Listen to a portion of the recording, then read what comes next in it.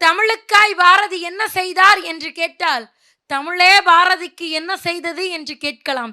ஏனென்றால் தமிழ் பாரதி மீது கொண்டிருந்த பற்றுதான் கனக சுப்புரத்தினத்தை தாசனாக்கியது, பாரதி தாசனாக்கியது. அவர் பெயரில் மட்டும் தீயை கொண்டிருக்கவில்லை. அவர் ஏற்றிய தீ என்பது சாதிகளுக்கானது, விடுதலைக்கானது, ஒட்டுமொத்த அடிமைத்தனத்திற்கானது. ஆம், ஒரு முறை எழுத்தாளர் வாரா அவர்கள் வருகிறார் பாரதியாரை சந்திக்க. அப்போது புதுச்சேரியிலே பாரதி அவர்கள் இருக்கிறார். எழுத்தாளர் வாரா அவர்கள் பாரதியிடத்தில் சொல்லுகிறார், நான் உங்களுடைய கவிதைகளை விரும்பி படிக்கிறேன் என்று ஆங்கிலத்தில் சொல்லுகிறார். உடனே பாரதிக்கு மிகுந்த கோபம்.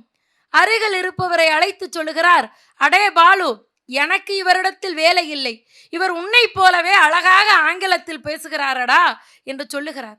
எழுத்தாளருக்கு ஒன்றுமே புரியவில்லை. உடனே பாரதி சொல்லுகிறார், இன்னும் எத்தனை ஆண்டுகள் ஒரு தமிழனிடத்தில் மற்றொரு தமிழன் ஆங்கிலமே பேசி கிடப்பான் என்று சொன்னவுடன் தான் வாரா அவர்களுக்கு பாரதியின் மீது மிகுந்த ஈர்ப்பு ஏற்படுகிறது. அப்படி அன்று ஏற்பட்ட ஈர்ப்பு தான் இன்று நம்முடைய கவிதைகளில் மகாகவி பாரதியார் அவர்களுடைய வாழ்க்கை வரலாறாக தவழ்ந்து கொண்டிருக்கிறது என்றால் அது ஈடாகாது.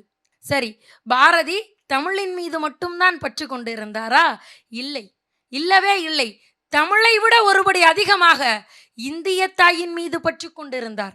நம்மை ஆள வந்த வெள்ளையனை, அடிமைப்படுத்த வந்த கொள்ளையனை அவர் விரட்டி அடிப்பதற்கென ஏந்திய ஆயுதம்தான் தமிழ்.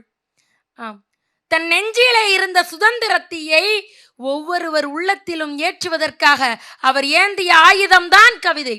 அதனால்தான் பாரதி பாடினார், அச்சமில்லை அச்சமில்லை அச்சம் என்பதில்லையே, உச்சி மீது வானிடிந்து வீழுகின்ற போதிலும் அச்சமில்லை அச்சமில்லை அச்சம் என்பதில்லையே என்று பாடி கோழைகளை கூட வீரத்தாய்க்காக பணி செய்ய அழைத்தார் என்றால் அதுதான் பாரதி தாய் நாட்டின் மீது கொண்டிருந்த மோகம்.